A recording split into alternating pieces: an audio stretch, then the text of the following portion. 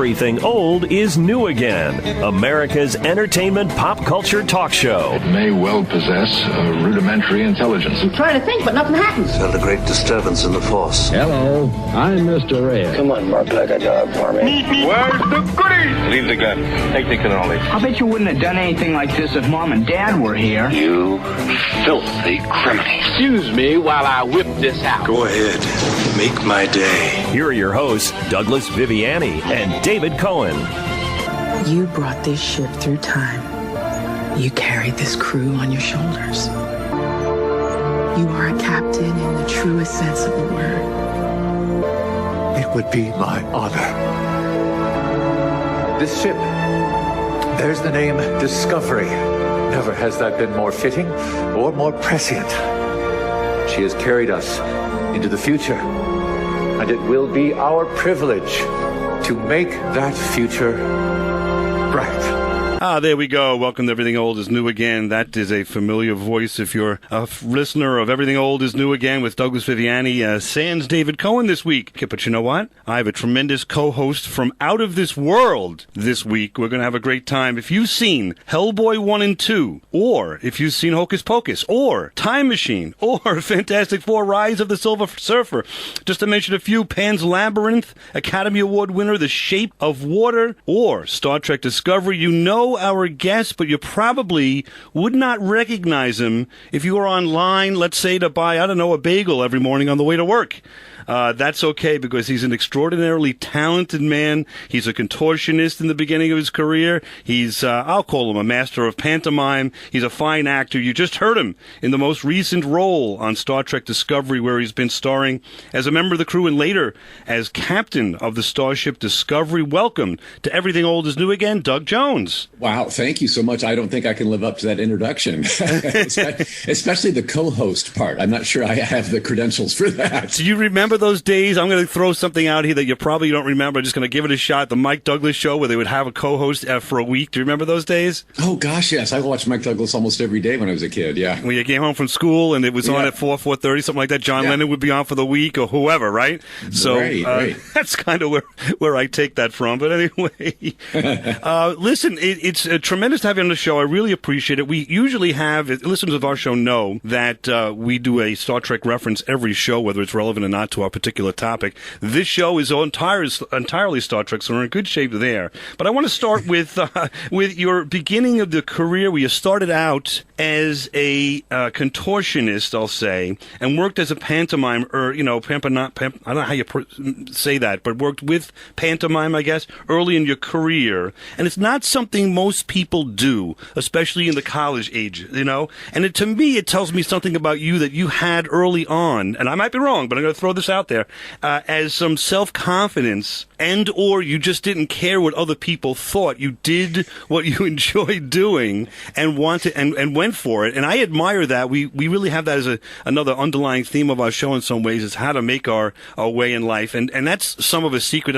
I might be wrong, but tell me, if you can go back to those days, all those days, I don't want to count the years, but all those years ago, where you started out in somewhat of a unique and not always revered profession. Well, the contortion thing was never a profession. That was just a party trick. I can put my legs behind my head. I'm a one-trick pony. I'm not sure how that made it into my bio, but that was just something that I can throw out in the middle of a job. Like, hey, can you do something funny here? Well, a leg can go behind my head. Oh, great, let's do that. The mime part, though, yes, you are correct. Not everybody loves a mime. So why on earth would anyone choose to be a mime? In college, I discovered that there was a mime troupe on campus at Ball State University in Muncie, Indiana, where I went, and it was called Mime Over Matter. The leader of that mime troupe lived in my dorm, saw how lanky and tall I was and how expressive I was when I talked with my hands all the time. And he's like, you should come see one of our shows. And we're having auditions next week for the troupe. I did. I got in, and I was in that troupe all 4 years of college. And that's where the mime skills got honed. But no, confidence? Absolutely not. I cared way too much what people thought of me. And painting your face up with like eyebrows that aren't yours and little teardrops under your eyes. And that's a way to hide, if anything, and to assume a personality that is not yours, and there I could flourish. So no, I had zero confidence as Doug Jones. Did it help you gain confidence in getting a decent reaction from people as you were performing this? Yes, there's something so intoxicating about an audience that is laughing with you, crying with you, saying "aw" or "ah" as you do. It does hook you into, I want to do this for the rest of my life. And was it something when they said to you, join this group or give it a shot to become a mime? So, you know what I mean? It's like sort of like, I have a kind of a drive to do this, or was it just like, let me roll the dice and see what the heck they're talking about? Well, I had heard of Marcel Marceau, and I'd heard the term pantomime in my high school drama classes, but I didn't really didn't know about the art form. And when I saw that show that I was invited to by Reed K. Steele, the senior I was talking about, brilliant performer he was. I was mesmerized. Watching that show was just like, oh my gosh. There was nothing on stage but a bunch of people in black leotards with their faces painted, and I saw a world of props and sets that weren't there, and it was and felt emotions that without one word spoken. I thought, okay, now this is an art form. Yeah, it dug into your imagination, or at least, sort of explored the imagination, let it grow a little bit like a flower, which is we're happy for, because we'll talk down the line about what you're doing with this skill now. But I want to stay with college for a moment, because I feel that you married your college sweetheart. I get that as a feeling. Was that helpful with respect to building a career yourself? Yeah, no, the decision to become a full-time actor had to be a two-person decision in our marriage. You have to find all that out before you exchange vows, I believe. Where are we headed? What are your dreams in life? Know that, feel that, and support that in each other, or it's going to fail. So knowing that about me, and when we moved from Indiana out to California, I took a bank job. Just that was our excuse to move. The bank fired me after 8 months, which they should have. I sucked. And then it was like, well, now we're in Los Angeles. This is where, the filming capital of the world. So I think I would love to roll out, take the tie off, throw away the briefcase, and try the art form that I feel I'm good at. So she was very supportive of that. And, having a two-income household, when one of those incomes goes away, you can still survive. Right. So that's kind of how we worked it out in my early first couple years. And then so she looked at it in a very supportive way. She looked at it as though I'm helping put my husband through medical school.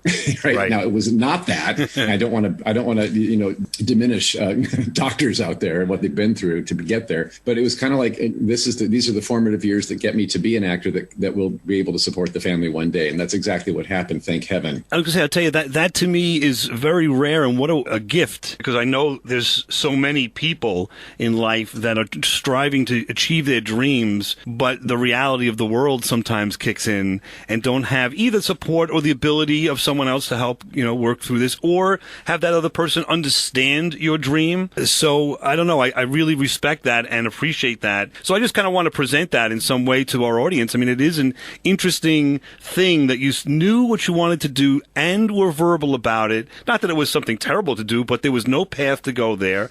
And it was, you had someone that knew you so well, that believed in your skills and your intestinal fortitude to say, you know what, it's okay, go for it. What are her dreams? Did you, and not to get too much, but in return, of course, we support the person that we're with and their dreams too, I presume. Well, Mrs. Laurie's degree that she was getting at Ball State University was in fine art. So that's something she could do anywhere in the world. You can create art anywhere. So she had a string of office jobs and being an assistant to someone or whatever. Right now, though, she's living her best life as she owns her own retail business. And she is refurbishing furniture, painting flowers on them. She's also doing some retail wholesale buying of cute things that you would pick up and go, that's adorable.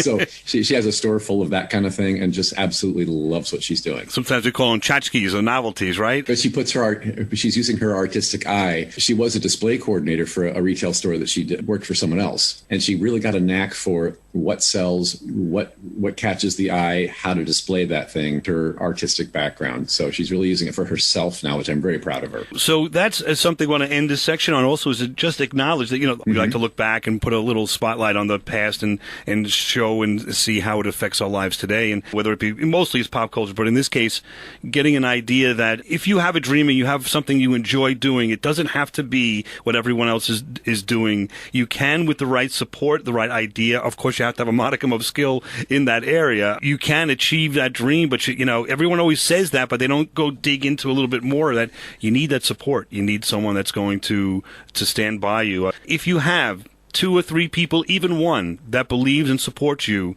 in this crazy dream of being in the arts, that goes a long way. That's half of the battle right there. I presume you agree. Right. If you have someone supporting you that you trust their opinion, because there's going to be a lot of people who go, "You're great," and just because they want to make you feel good.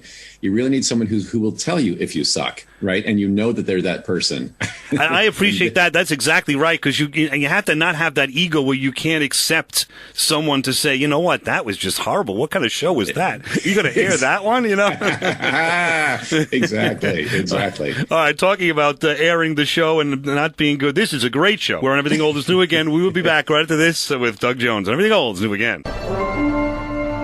This creature is intelligent, capable of language, of understanding emotion. When he looks at me, he does not know how I am incomplete. He sees me as I am. And the Oscar goes to The Shape of Water.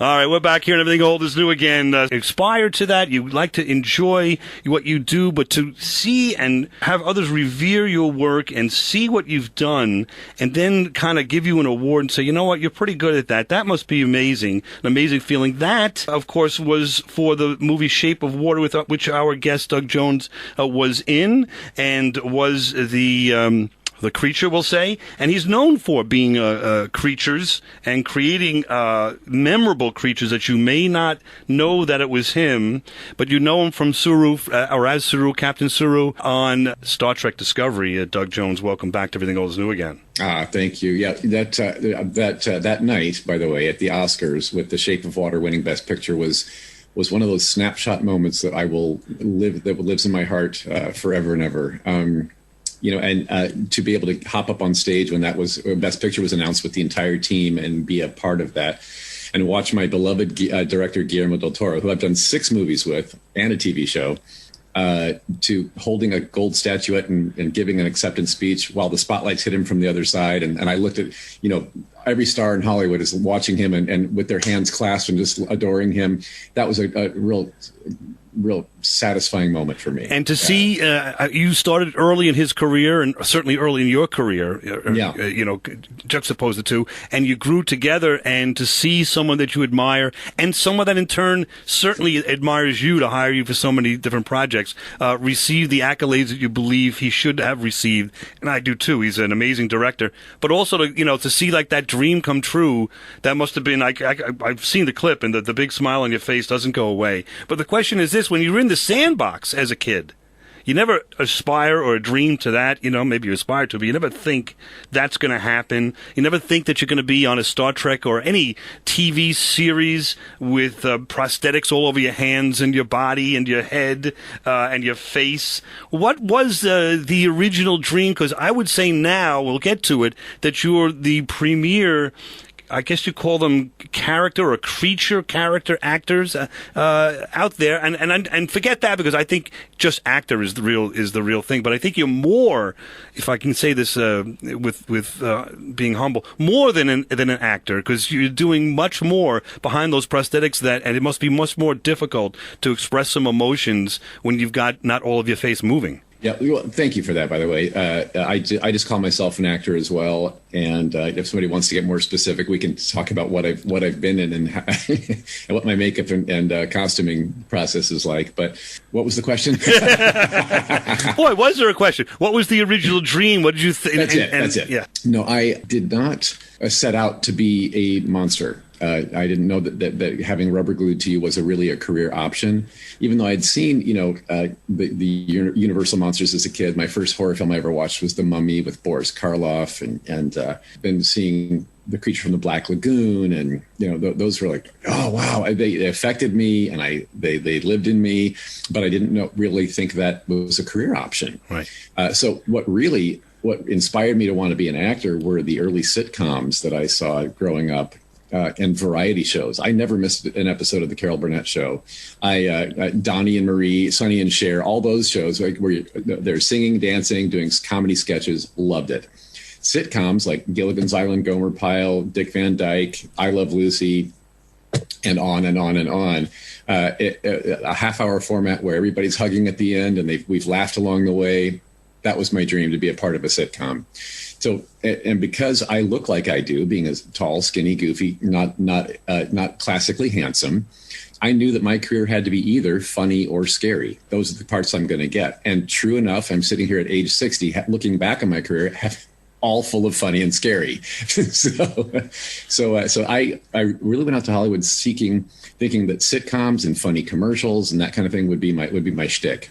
And I'll tell you, it's amazing what you've done with that dream and developed it. And I know I would try to give you the highest of compliments, and trying not to overstep here. But to me, since Lon Chaney and Lon Chaney Jr., if you look at the body of work of Doug Jones, he clearly is the predecessor, not the predecessor. They were the predecessor to what he is doing now, and it's clearly something that I admire, because I admire and loved all those Universal monster movies as well. Let's just listen to a little bit of a clip of Lon Chaney Jr. in 1951 on a show called You Asked For It. He's talking about his dad, Lon Chaney. Listen to this for just for a moment, and it will tie in. We'll be right. Well, pantomime to my father was just like ABC. You see, my dad learned his ABCs in pantomime. The reason for that is that he was born of deaf-mute parents. But of course, like children always are, he had to learn words before he could learn his ABC. Mm-hmm. So naturally, his parents taught him signs for words. Now, for instance, I imagine probably the first word they ever taught him was love, because they had much in their heart. And the sign for love is love. Now, there is the inception of how my dad became such a great pantomimist. Boy, that's a son that really understands, appreciates, and loves his father and his work. So that's the first statement that I would think all of us dads would like to and aspire to, that's for sure. But he talks about, as we just heard there, his parents and how, or really his grandparents, his dad's parents were deaf and dumb, in his words, and the idea that he learned pantomime and he learned sign language and then used that to develop these characters that were in the silent movies that still to this day are revered and remembered. And I would respectfully suggest and ask, is there some connection to your use of and experience in pantomime in the way that you use your body when you are all in prosthetics and trying to express, as you do terrifically, the emotions and the carry the scene, so to speak? Yeah, thank you.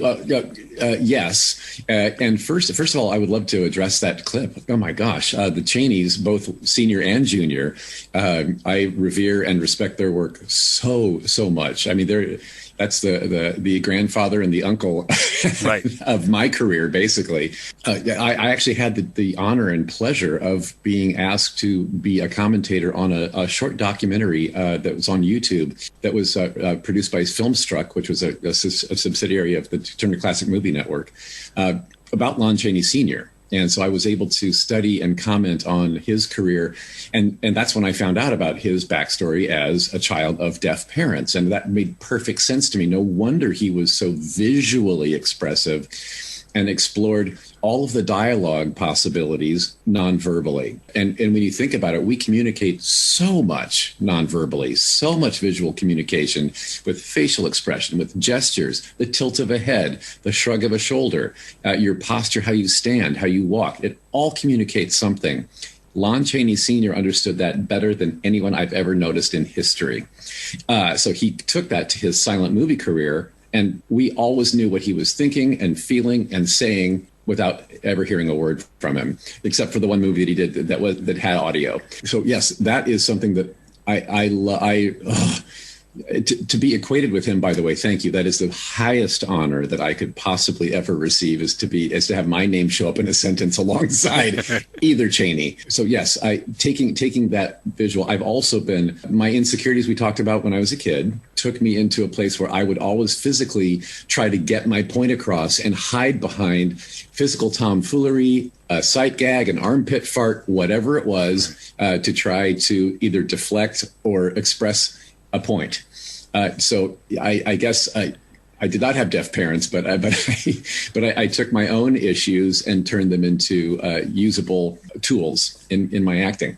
And you do it amazing, because it's just such a skill to be able to, even just looking in your eyes when you see Captain Saru, and you want to challenge Captain Pike on the bridge, or we'll talk about certain things, but there's certain things that went on. We'll get to that next section. But I don't know that if you never did any of the character acting before, creature acting before, and you got this role in Star Trek Discovery, you'd be the same actor. And I don't mean that in a derogatory manner. I just mean that you really did your homework and really built your craft, and this seems to be the pinnacle of the craft at this point, no? Oh, well, yeah. Oh, thank you for that. Thank you for even thinking that. Saru came along on Star Trek Discovery later in my career. In fact, I thought I might have been retired from the rubber bits by then. I got that job at the age of 57. So I'm 60 like now. My next birthday in a couple months, 61. So as we're filming season 4 right now, I'm in Toronto as we're talking. So I did not see that coming. I'm going to deflect from, or take a turn from your question. David Duchovny was interviewed years ago when he was on X-Files. He might have been in his 30s at the time, or maybe pushing 40. And the journalist asked him about his career and how long did he think it would go on for. And he said, leading men should never work past 55. And I heard that, I read that, and I was like, oh, okay. And I don't know why I believed him, but, and then now David Duchovny he's also past 55 now and still working. Right. So it didn't come true. And so I just kind of thought that by that time, I should probably be slowing down and maybe thinking about other options. And Shape of Water and Star Trek Discovery both came at 56, 57 for me. And it's like, well, that those are two of the biggest and most pinnacled moments of my career, my 35 years in show business. And it happened after I should be winding down. So, and the challenge I find with Saru is I've played aliens many a time before.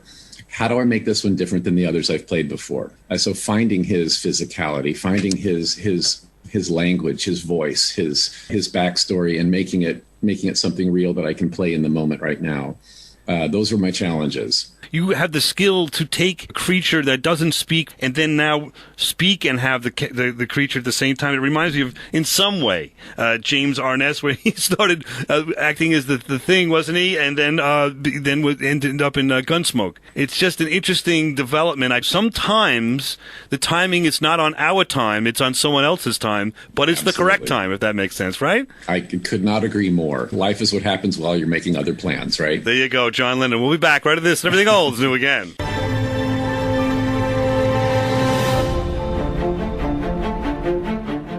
Now, back to America's entertainment pop culture talk show. Everything old is new again, with Douglas Viviani and David Cohen. Lord knows what's waiting for us down there. I want to know who I'm facing it with. Sound off. And skip your ranks. They don't matter. Clockwise from science. Michael Burnham. Kayla Detmer. Joanna Worship. Lieutenant Commander Area. Ronald Altman Bryce. Saru. Just Saru. All right. This is Anson Mount, and you're listening to Everything Old is New Again with Douglas Viviani and David Cohen. There we go. There's a friend of our show, Anson Mount. He's Captain Pike. And since he did Everything Old is New Again, he was able to parlay that second season of Discovery into a brand new show that is going to be his and his alone as the captain of the Enterprise before Captain Kirk. We're very much looking forward to that. I think they're going to call it Strange New World. So we're showing off a little bit here with Doug Jones, who is was the captain, if you will, of the Discovery, and is now, if you're a fan of that show, know that after season 3, I'm not going to give anything away, but things changed, and that starship is very fluid with its personnel. Let's put it that way. The Starship Discovery has had a musical captain's chair. Exactly. Every season, someone else's turn. You used to go to the conventions and you had the 5 captains and the picture of the 5 captains, and you get those autographs for all of them, and that was the Shangri-La. Now you've ruined that, because already with that show you've got 3 captains and counting. So, and if you add Michelle Yeoh from the first 2 episodes on the Starship Shenzhou, that's our 4th captain. So and then now it just goes on and on. Exactly, and I don't want to say there might be some more, but I'll tell you what, I say it facetiously, I think it's tremendous. I love the show. It got panned in the beginning, and every single Star Trek got panned in the beginning, if you really think about it. The first season, the fans are fighting it, and I don't like this and this, whatever it might be. But as it goes along, you see it develop, and we've had Nicholas Meyer on the show, and he helped a little bit develop it too, and he talked about this as well. He said, you got to give these shows a chance to build these characters. Your character, initially, and if you haven't seen the show, you really should. He's an alien, and he comes from a place where his culture has an essence of a strong persona of fear in their lives for certain reasons. Now, later on, I believe this middle of 2nd season, that, and we don't want to go ruin it too much, but that fear is gone.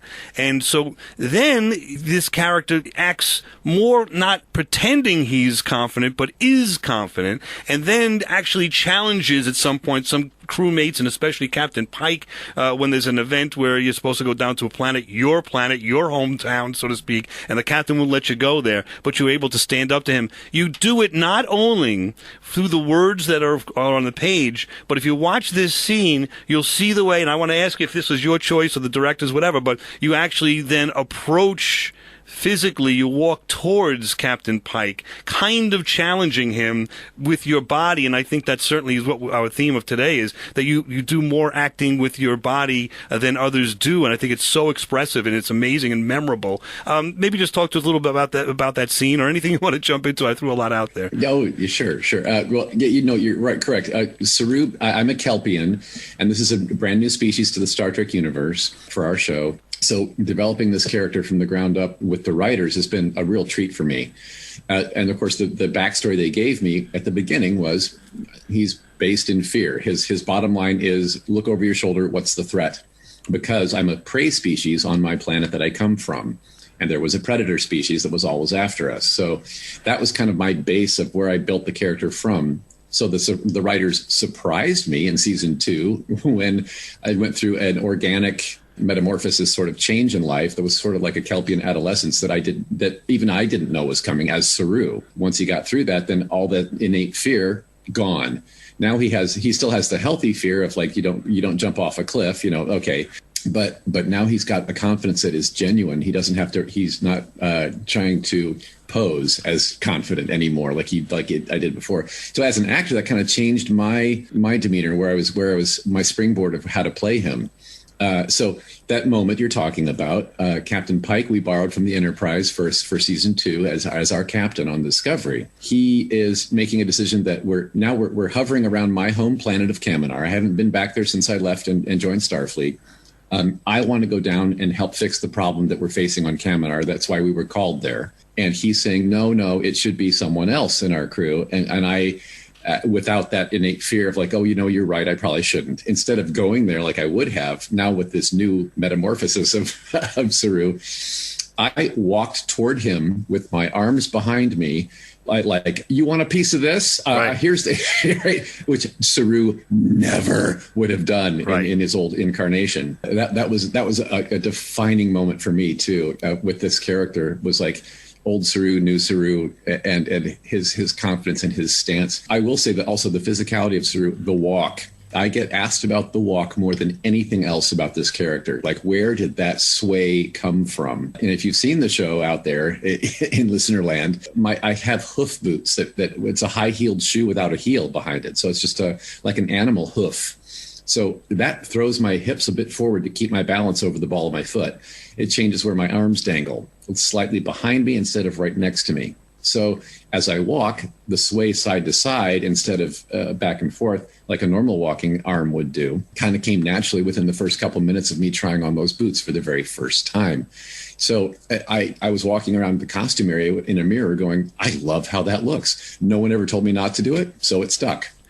I'll tell you what, and it's amazing because in the transformation, including that, in the beginning, I have to admit, I was not a fan of your character in the beginning with the fear and all of this, and he's turning in his, his compadre, so to speak, his fellow crewmate and different thing, and as that character, and this is what I love about Star Trek, as that character, could you stick with it? You know you're going to like some, you're not going to like some, but you want to at least explore what's going on there.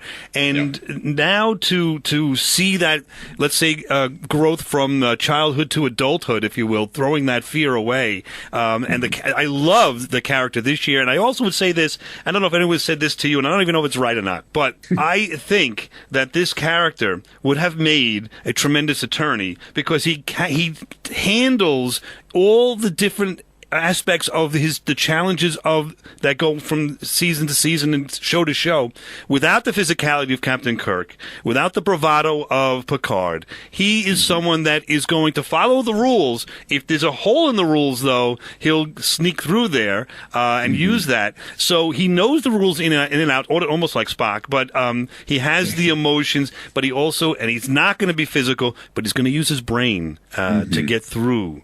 Or to try to get through these situations, even like the Wild West with that episode with the Wild West, you were down on the planet and so forth. That was a fun one. I find Saru to be what I've channeled with him is the butler from Downton Abbey. Big inspiration for me. He kind of runs the household with diplomacy, and if there's conflict, he will solve that conflict with manners intact.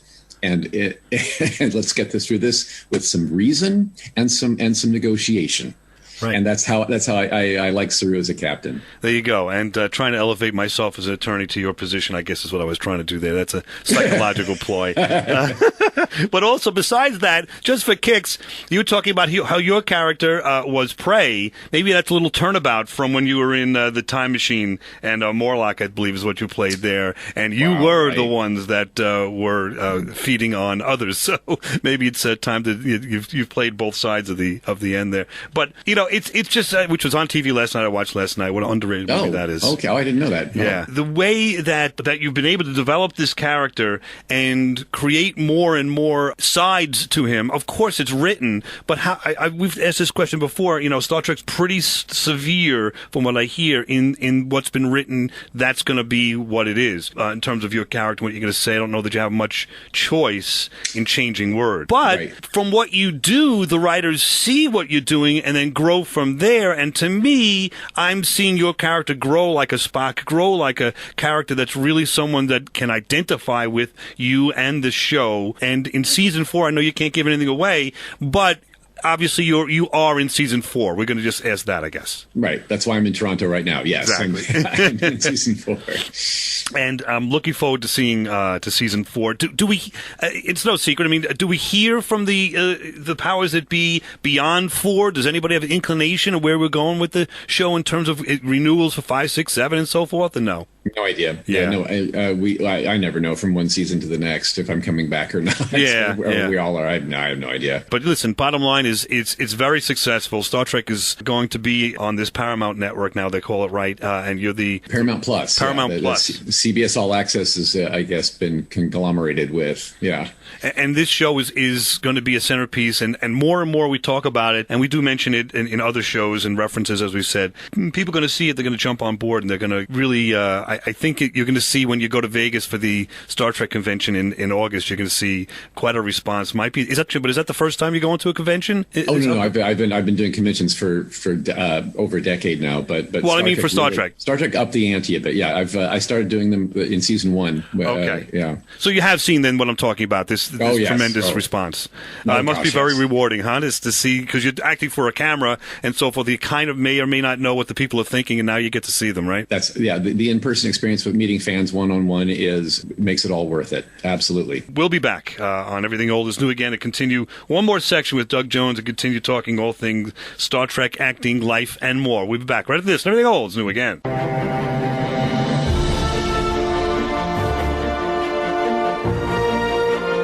Hey, this is John Delancey, and I am listening to Everything Old is New Again with Douglas Viviani. Hi, this is Walter Koenig, and you're listening to Everything Old is New Again with Douglas Viviani and David Cohen. This is Robert Picardo, the emergency medical hologram from the Federation Starship Voyager, and you are listening to Everything Old is New Again because you are smart. You're listening to Everything Old is New Again. My name is Nicholas Meyer. I am the writer-director of Star Trek II, The Wrath of Khan. Hi, I'm John Billingsley, Dr. Phlox from Starship Enterprise. You are listening to Everything Old is New Again with Douglas Viviani and David Cohen, masters of the art of radio. Hey, it's Dr. Peter Weller. I'm here with Everything Old is New Again with Douglas Viviani and David Cohen, my two best friends forever in life.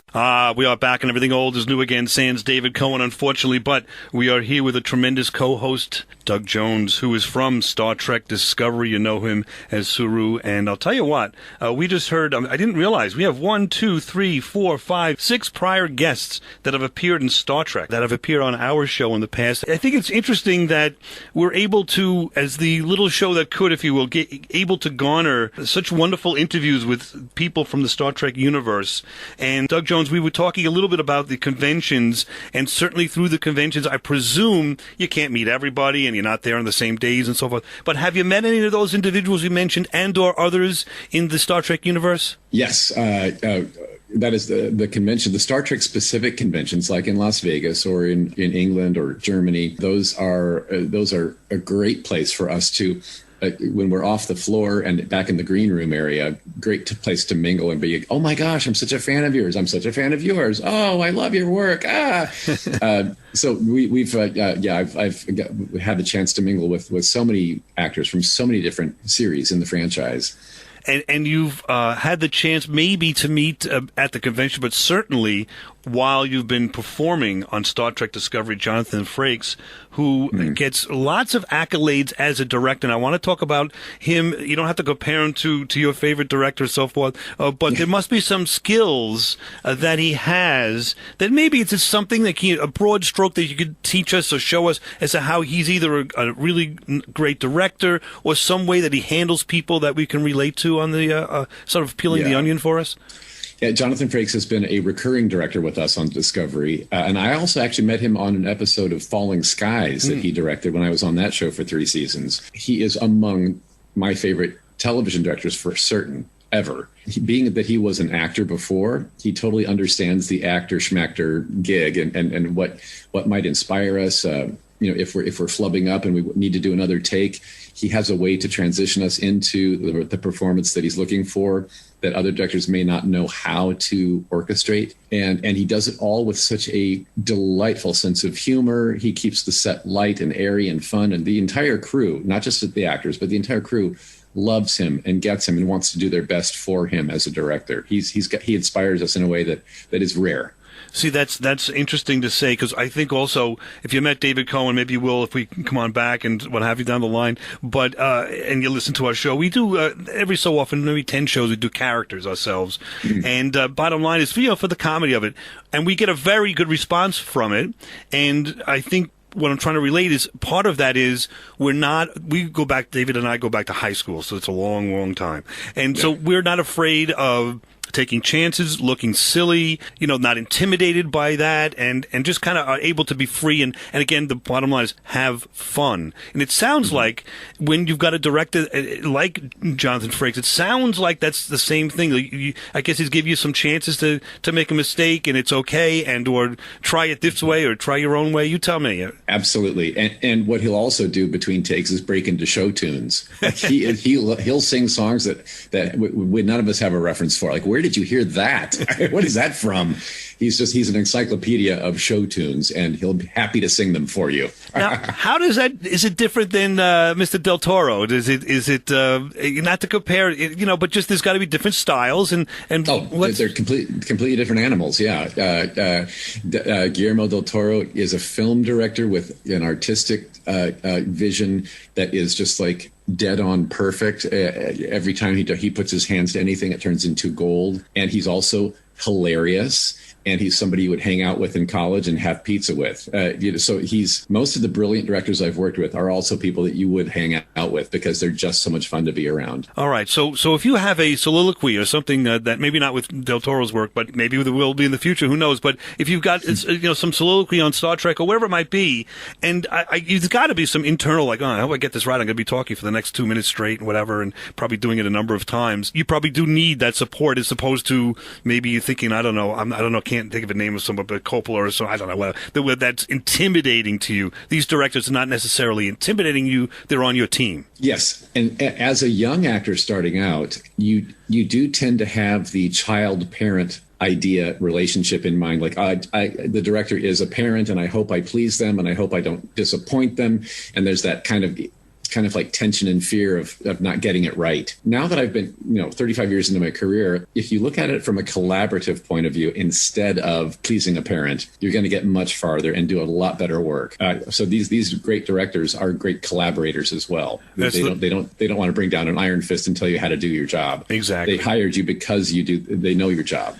They know what you do. Right, and they don't necessarily like the neophyte thinks they're going to tell you, okay, you're in love in this scene, and so you should be lovey. Like they don't give you that silly kind of advice, and that's what we think of as the not necessarily unless you're missing it. If you're missing that, then they'll help remind you. You love this person, and here's your backstory with them, and remember that they hurt you 5 years ago. Let's let that be a current that runs through you right now. Right, that makes sense. Kind of thing. Okay, terrific. Now let's talk about the future or something that you're doing that's different beyond Star Trek and what we've talked about. I hear there's some kind of vampire movie. I'm not sure what it is. What's on the horizon here? Oh, well, if you had asked me 7 years ago, hey, Doug, is there a role that you haven't played yet that you want that's on your bucket list? I would have told you I want to play a vampire, and not just any. I can't be a pretty sparkly one like the kids, and I'm not really romantically sexy enough to be Dracula, but Nosferatu. Count Orlok really appealed to me because of his hideous look, and he has no idea how hideous he's become, and he still thinks he's Count Orlok from his former glory. That intrigued me, and I love. And Max Schreck did such a gorgeous job in that silent film from 1922. So we did a remake of it. My bucket list role has now come true. I filmed it already. It's taken years in the making, by the way. So it started with a Kickstarter campaign back in 2014, 15. And then so we filmed, and then we did another set of like pickup shots in 2017. And so now it's been in post-production. We're calling it a remix instead of a remake. New actors in the sets of the old movie. So that takes some technology and some green screen. So we were all filmed in front of green screen with props and furniture and things that were practical in front that we used, and also maybe a door frame and a window frame. But there was a green screen element to every frame of the movie. So what fills that green screen in is imagery and sets from the original film that was digitally plopped in. So I got to play in the same environment that Max Schreck did, which is just a complete honor for me. And I've seen pictures of it. It looks like the makeup, what have you, is very reminiscent. They didn't do like De Niro did with Frankenstein, do an entirely different look of Frankenstein. Your look is reminiscent of the original, no? Or am I wrong? Reminiscent, yes, but Max Schreck had more his own face with some enhancements. But it was his own skin, basically. I had prosthetics over me that made me more wrinkly and aged and more hideous. But it was still very, you look at it, you say, oh, that is Nosferatu. Right, with the teeth and what have you. Right. The teeth and the ears and yeah, absolutely. Okay. And I remember, I don't know what it was, one late night, I tuned into that. I guess it was on YouTube or something to watch that because everybody's always talking about that. It's basically, I think, the first time a vampire was on film. It's got to be. It was, yeah. Yeah. And it really is eerie and odd and really carries the day. And David Cohen, my co, is a big fan of the silent era. And I'm telling you, that is something to aspire to. I wonder, is your performance going to be silent silent as well, or is there going to be talking in it? There is. It is basically scene for scene the exact same as the silent film. So it's not. No one's trying to reimagine that beautiful tale, but adding sound and dialogue so that you can actually have dialogue that matches what you saw before. It really helps flesh out the story as it was originally written. So no, we're talking, and I had to sort of channel my Transylvanian accent, which let's see. I don't know if I pulled it off or not, but I sure hope so. That's gonna be tremendous. What's it called? Is it just called? You tell us. Well, right now, at least, it was called Nosferatu, the remix. Okay. Whether they're going to keep that remix part on the title or not, but it's in public domain, so they can use whatever they want. And where would we find it, or should we just search Google at the appropriate time? It's not out yet. It just finished its post production, so I think it's looking for a distribution home now. So I hope to have that information for you later. And I'll tell you what, if you feel like, if you want to send us a note as to when it's going to be available, we will certainly promote that. I'd be happy to. I'm looking forward to seeing that, the next incarnation of Doug Jones. And I want to just say thank you so much for spending so much time with us here on Everything Old is New Again. It's been an absolute pleasure. You're a wonderful guest. And if you feel like coming back at any time in the future and or have the time to do so, the door is always open. Well, thank you. This has been an absolute treat to talk with you, and you have the best first name ever, by the way, Douglas. I don't know why you would say such a thing, but my mom would appreciate that. And by the way, my mom named me after Douglas Edwards, a newscaster. Did your mom ever tell you a story as who she named you after? My parents like the name Douglas. How about that? That's it. And we're unique because we don't hear it too much anymore, so that's good. Not anymore, you don't. Exactly. Right. It's an aging name. It'll come back one of these days. Anyway, we'll be back next week to enjoy more pop culture and entertainment right here on Everything Old is New Again. Doug Jones, thank you very much. We'll look forward to seeing you in Nosferatu and, of course, the 4th season and maybe more of Star Trek Discovery.